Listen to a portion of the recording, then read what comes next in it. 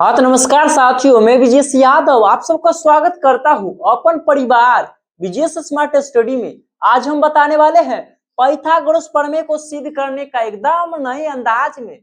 चलो ना बताते हैं कैसे। एकदम सिंपल है जी। देखिए क्वेश्चन क्या बोल रहा है। तो क्वेश्चन बोल रहा है जी कि एक समकोण त्रिभुज में कर्ण का वर्ग अन्य शेष दो भुजाओं का क्या है कि वर्गों के योग के बराबर, यही ना कह रहा। तो ध्यान दीजिए, पहले क्या कह रहा है जी, यानी कि त्रिभुज कौन हो तो समकोण। तो पहले समकोण त्रिभुज पारा जी कैसे, तो ऐसे। तो देखिए पहले हम समकोण त्रिभुज क्या कर रहे हैं, लिख दिया। आप लोग भी समकोण त्रिभुज पहले बना लीजिएगा। बना लिए। इसका कुछ तो नाम होगा ना जी, इसका नाम दे दीजिए। इसका नाम ए, दूसरा में का जी बी, एक और हो सी। अब ध्यान दो का समकोण हो तो ये हो जाएगा 90 डिग्री। इसको क्या करेंगे, लिख देते हैं थोड़ा, कोई दिक्कत ऐसे का जी। हमने का माना, हमने माना का हो, माना कि त्रिभुज ए बी सी, त्रिभुज ए बी सी एक का है जी, तो एक समकोण है। का है बाबू, समकोण है। समकोण है जिसका, किसका, जिसका, यानी जिसका का, जिसका बी समकोण है, यानी कि बी बराबर कहते हो, यानी कि 90 डिग्री कहते हो, यानी कि 90 डिग्री, यह ना। चलो बड़ा सिंपल अंदाज में। अब क्या करना है जी, तो इसमें क्या करना, हमको सिद्ध करना है का, तो यानी कि दो भुजाओं के वर्गों के योग के बराबर होते हैं। चलो कर्ण का वर्ग ना, इस इसमें क्या कह रहा है, कर्ण का वर्ग दो भुजाओं के वर्गों के योग के बराबर होता है। तो कर्ण इसमें कौन हो जाएगा जी, कर्ण यानी ए सी। यानी लिखेंगे हम का, यानी हमको सिद्ध करना है। क्या सिद्ध करना है, ध्यान दीजिए। तो सिद्ध करना है कि कर्ण का वर्ग, तो इसमें कर्ण कौन हो जाएगा, ए सी।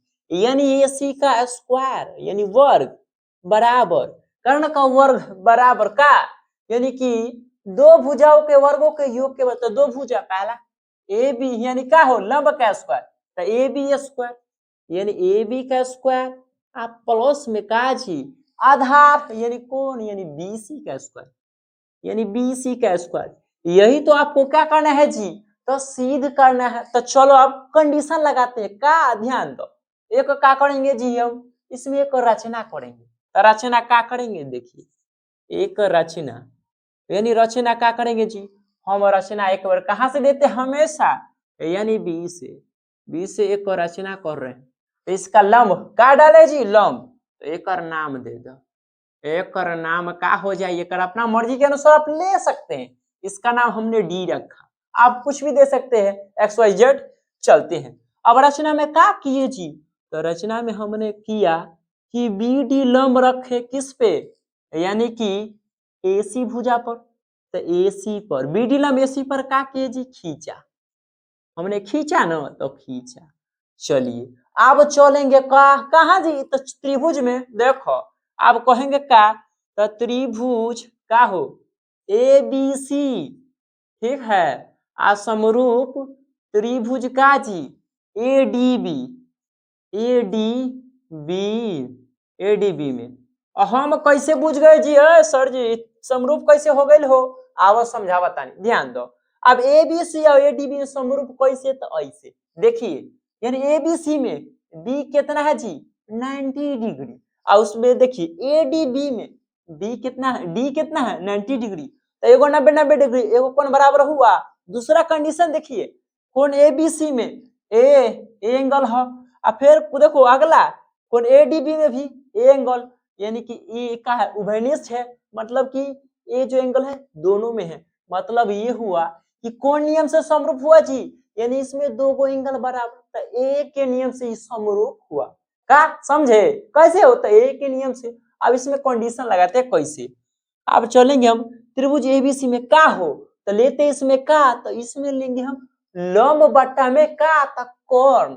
अब बताइए त्रिभुज एबीसी, एबीसी में लंब कौन हो जाएगा हो, एबीसी। आप लोग तो पढ़ेंगे त्रिकोणमिति, लंब यानी ए बी, ये हो जाएगा का ए बी।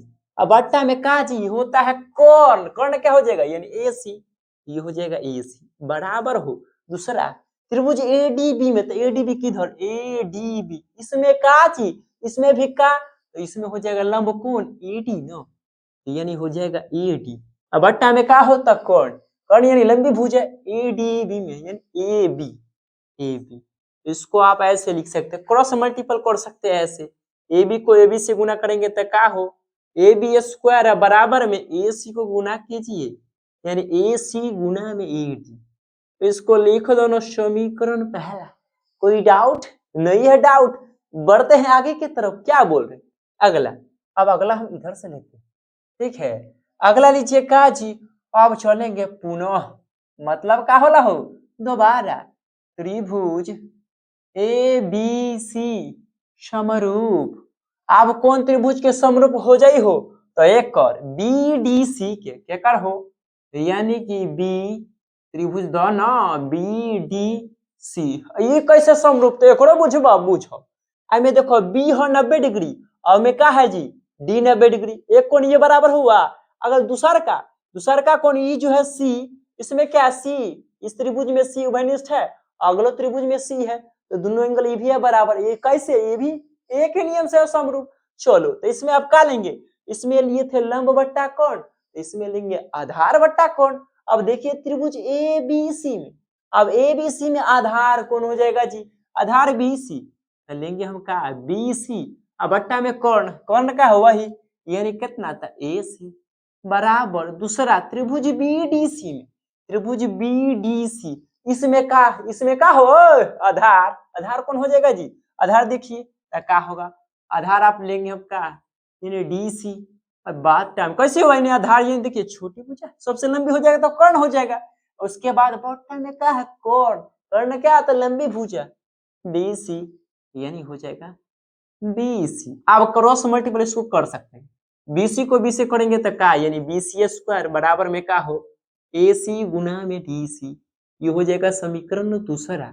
अब इसको ऐसे लिख सकते हैं का, तो हम ऐसे समीकरण का जी, तो समीकरण एक और का, समीकरण एक और दो को का आपस में जोड़ने पर का जी, यानी जोड़ने पर इन दोनों को आपस में जोड़ेंगे तब का फील होगा हो ऐसे, यानी पहले क्या बराबर के इधर इधर जोड़ेंगे तो ए बी स्क्वायर, यानी ए बी स्क्वायर आप प्लस में दूसरा का समीकरण में कौन है जी देख लीजिए बी सी स्क्वायर, तब प्लस में बी सी स्क्वायर बराबर में, अब कंडीशन के अनुसार यानी पहला में क्या है, यानी ए सी गुना में का हो ए डी, फिर प्लस का साइन, दूसरा का में का है जी, यानी ए सी गुना में डी सी, यही है।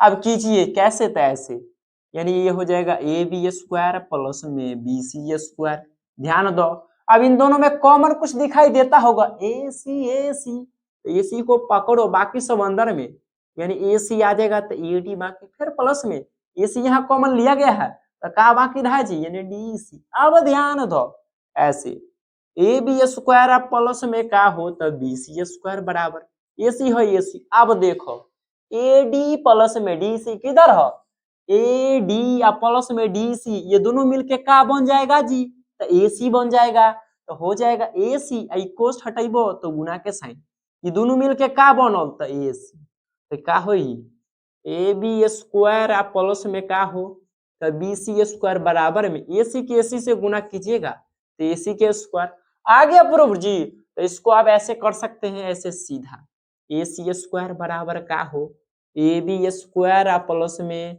बी सी स्क्वायर, यही लाना था का जी, यानी प्रूव्ड हो गया।